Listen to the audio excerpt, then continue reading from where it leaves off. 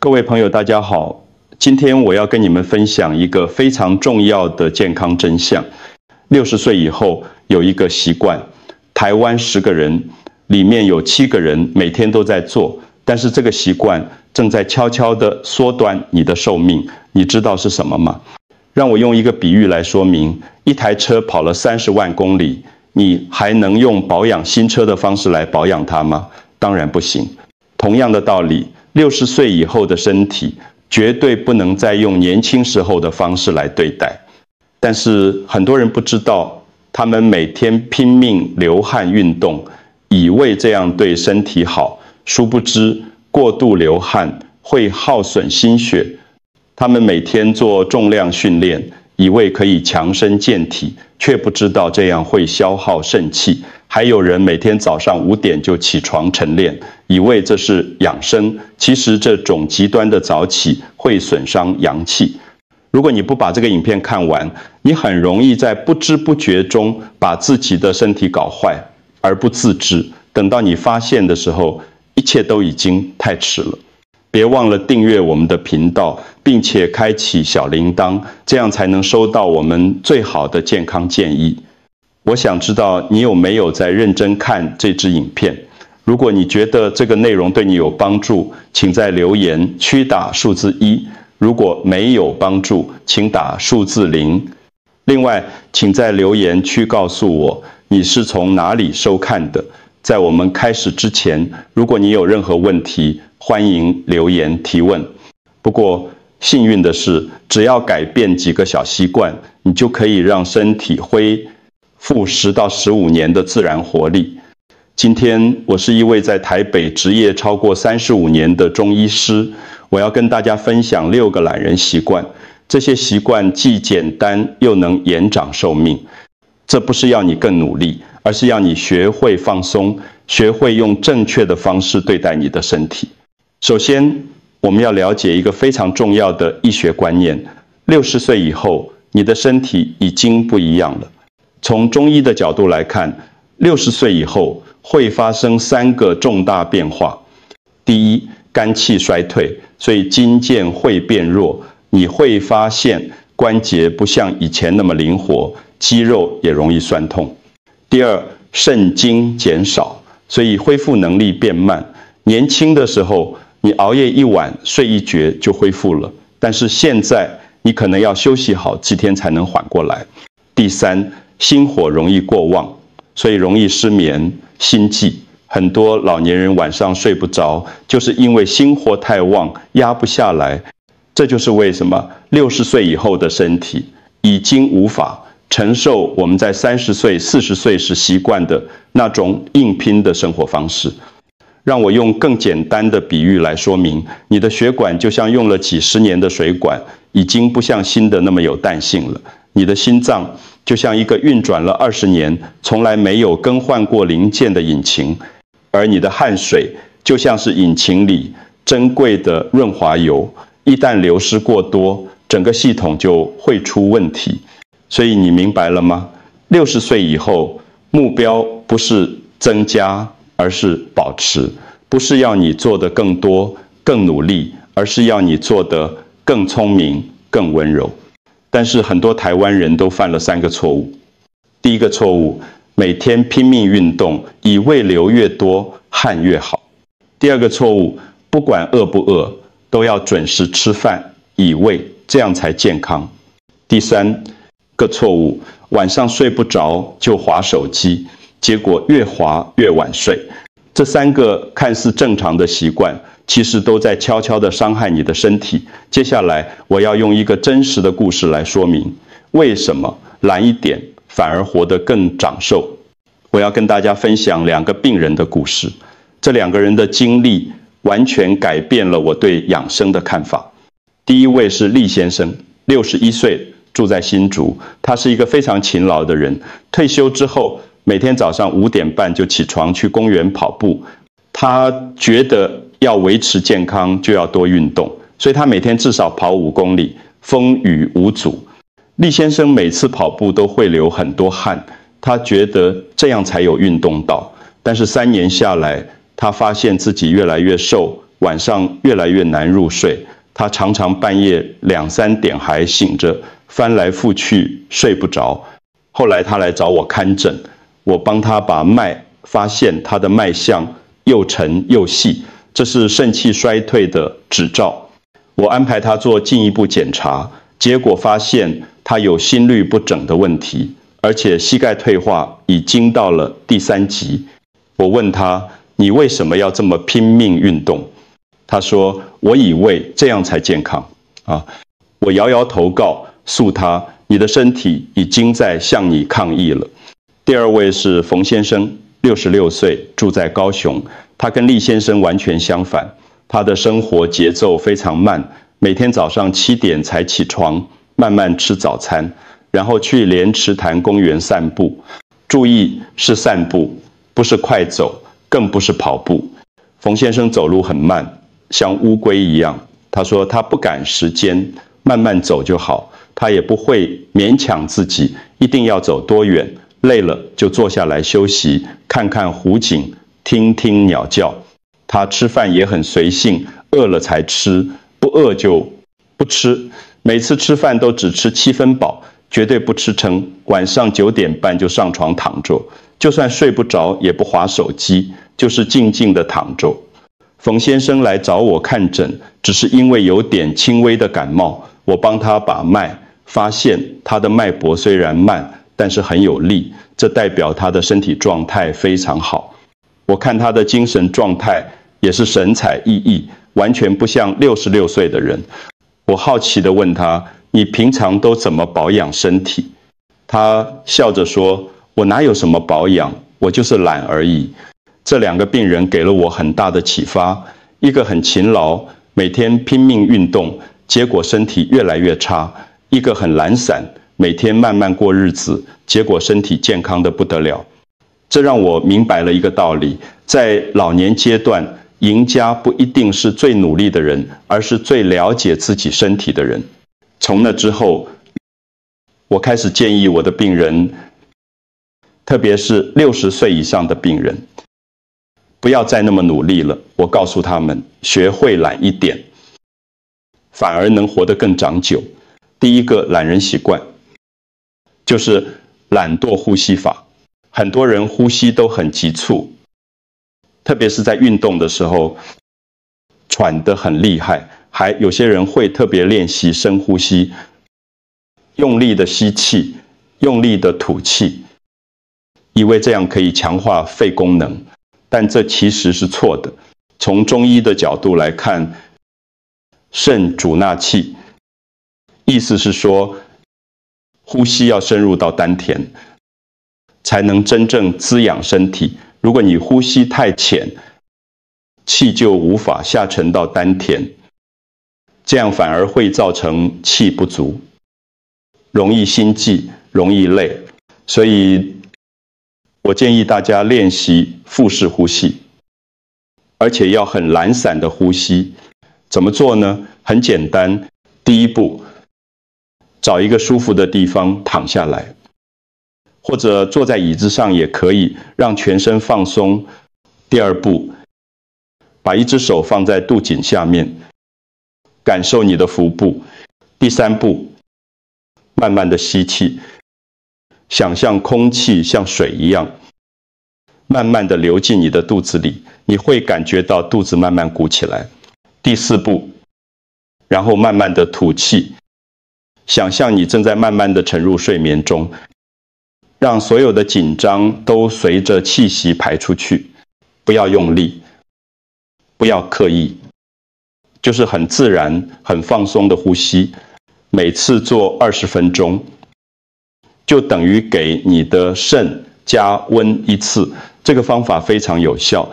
我有一个病人，是台南的一位女士，60多岁，她长期失眠，每天晚上都要吃安眠药才能睡着。我教她这个腹式呼吸法，她每天睡前做20分钟。1个月后，她告诉我，她现在不用吃药也能睡着了，而且睡眠品质比以前好很多。早上起来精神饱满，所以记住，呼吸不是越用力越好，而是越放松越好。学会懒惰的呼吸，你的肾气就会慢慢恢复。第二个懒人习惯是懒惰进食法。很多人都有一个观念，要按时吃饭，早餐几点，午餐几点，晚餐几点，都要很准时。但是我要告诉你，按时吃饭不一定都是对的。为什么？因为如果你不饿，却硬要吃东西，你的脾胃根本还没准备好，胃液还没分泌足够，你就把食物塞进去，结果脾胃无法好好消化，食物就会在胃里面堆积，形成湿浊。中医说脾主运化，如果脾胃的运化功能不好，就会产生痰湿，这会导致很多问题，容易疲倦，身体沉重，头脑昏沉。所以正确的做法是什么？很简单，让你的胃来告诉你什么时候该吃，饿了才吃，不饿就不吃。当你真的饿的时候，你的胃液已经分泌好了，消化酶也准备好了，这时候吃东西吸收率最好，营养也能充分进入血液，滋养你的气血。这里有3个重要的原则。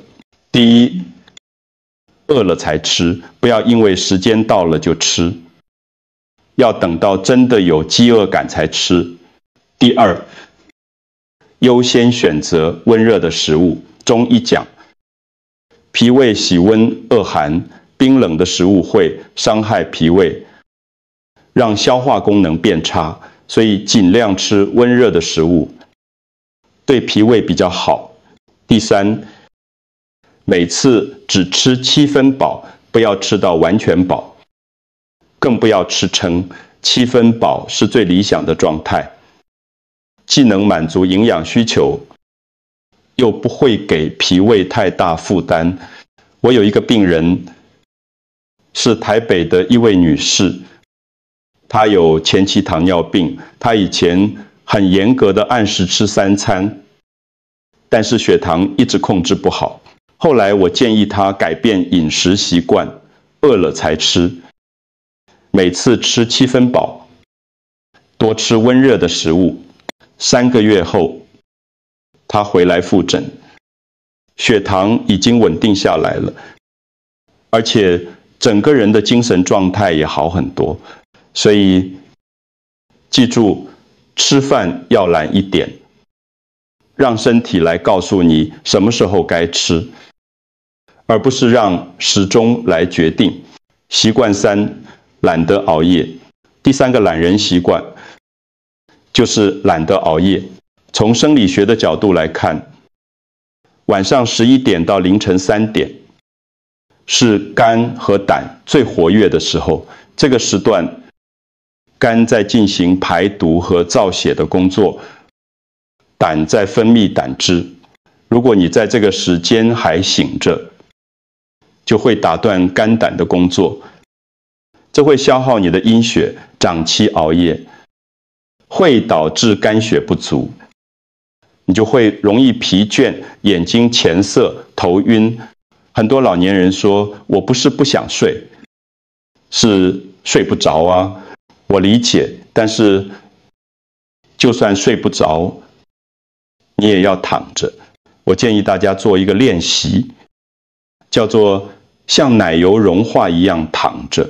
什么意思？就是在晚上10点的时候，不管你困不困，都去床上躺着。躺下来之后，不要滑手机，不要看电视，就是闭上眼睛，让全身放松，像你的身体像一块奶油，慢慢的融化在床上，从头顶开始，一路融化到脚趾，不要强迫自己一定要睡着，就是放松的躺着。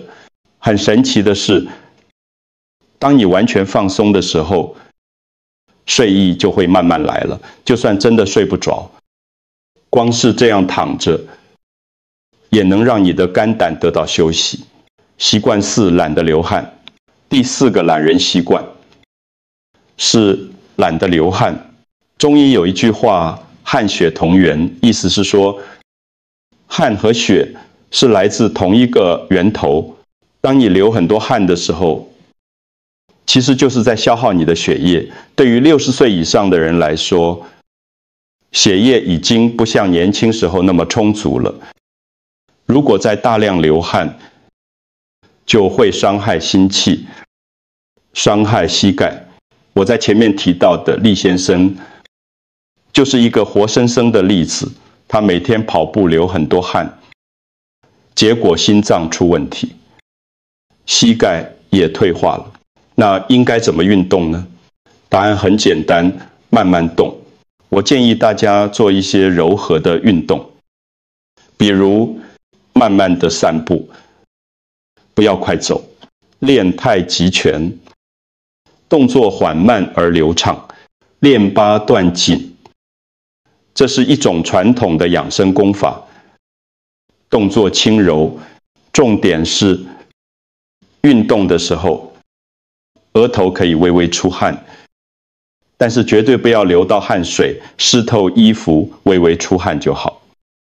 这样既能活动筋骨，又不会伤害身体。我有一个病人，70岁，住在台中。他以前每天去爬山，爬到全身湿透，结果膝盖疼痛，走路都困难。我建议他改成在公园里慢慢散步，每天走30分钟就好，不要爬山了。半年后，他的膝盖疼痛明显改善，而且整个人的体力也恢复了。所以记住，运动不是越激烈越好，而是越温和越好。懒得流汗，反而能保护你的心气和关节。习惯5，懒得思考。第5个懒人习惯是懒得思考。很多老年人都有一个问题，想太多。想什么呢？怀念过去，担心子孙，想着以前的事情，想着想着就睡不着，吃不下。从中医的角度来看，思虑过多会伤脾，脾主运化。如果脾受伤了，你就会消化不良，没有食欲，全身无力，而且想太多也会伤心，心主神明。如果心神不宁，你就会失眠、焦虑、心悸。我有很多老年病人，他们最大的问题不是身体的疾病，而是心理的负担。他们总是放不下，总是在想东想西。我都会告诉他们，学会放空。什么叫放空？就是每天给自己15分钟，什么都不想，找一个安静的地方，坐下来或者躺下来，闭上眼睛，让脑袋完全放空。如果有念头跑出来，不要去抓住它，就让它像云一样飘过去。这个练习叫做白日梦时间，每天15分钟的白日梦，可以让你的神得到恢复，神足了，你的精神就会好，睡眠也会改善。很多病人跟我说，一开始很难做到完全放空，脑袋一直有各种想法冒出来。我说没关系，慢慢练习就好。重点不是要完全没有念头，而是学会不去执着那些念头。习惯6，懒得社交。第6个懒人习惯是懒得社交。这个可能会让很多人觉得奇怪，不是都说老年人要多社交，才不会孤单吗？但是我要告诉你，不是所有的社交都是好的，有些社交关系是有毒的。比如那些总是抱怨的朋友，总是传递负能量的亲戚，每次见面都让你觉得很累的人，从中医的角度来看，这种有毒的人际关系会伤害你的肝和心，肝主情志。如果你经常接触让你不舒服的人，肝气就会郁结，心主喜乐。如果你总是听到抱怨和负面的话，心就会受伤，而且跟这些人在一起会消耗你的气。你会发现，见完这些人之后，你会觉得很疲倦，很想休息，这就是气被消耗的指兆。所以我建议大家选择性的社交，不是所有的聚会都要参加，不是所有的朋友都要见面，选择那些让你感觉舒服、让你开心的人，减少跟那些让你不舒服的人相处的时间。有时候一个人独处反而是最好的养生方式。你可以一个人读书，一个人浇花，一个人听音乐，这些安静的独处时光能让你的神得到充分的休息。我有一个病人，退休后加了很多社团，每天行程排得满满的，结果他越来越累，甚至开始失眠。我建议他减少社交活动，每周只参加1-2个真正喜欢的聚会，其他时间就在家里休息。1个月后，他告诉我，他的睡眠改善了，人也轻松很多。所以记住，社交要有选择性，懒得社交，反而能保护你的心神。好，让我来总结一下今天分享的6个懒人长寿习惯。第一，懒惰呼吸法，学会用腹式呼吸，让气沉到丹田，滋养你的肾。第二，懒惰进食法，饿了才吃，不饿就不吃，让胃来告诉你什么时候该吃。第三，懒得熬夜，晚上10点就上床，就算睡不足也要躺着，让肝胆得到休息。第四，懒得流汗，做温和的运动，像散步、太极拳、8段锦，不要激烈运动。第五，懒得思考，每天给自己15分钟放空时间，让脑袋休息。第六，懒得社交，选择性的社交，多一点独处的时光，养护你的心神。这6个习惯听起来都很简单，对不对？但是就是这些简单的习惯，能让你多活10年，甚至15年。我想告诉大家一句话：老年生活不需要更多的负担，你的身体只需要你温柔地对待它。60岁以后，加法不如减法，不要再给自己那么多压力，不要再强迫自己做那么多事情，学会放慢脚步，学会善待自己，学会懒一点。当你懒下来的时候，你会发现生活其实可以很美好，你会有更多时间享受阳光，享受微风，享受家人的陪伴，你的身体也会感谢你，用更长的寿命、更好的健康来回报你。如果你觉得今天的分享对你有帮助，请把这个影片分享给你的家人和朋友，特别是那些60岁以上还在拼命努力的人，告诉他们，懒一点反而活得更长久。也欢迎在留言区分享你的经验，你有没有试过这些懒人习惯，效果如何？我很期待听到你的故事。记得订阅我的频道，按下小铃铛，这样就不会错过更多健康养生的知识。谢谢大家的收看，祝福大家健康长寿。平安喜乐，我们下次见。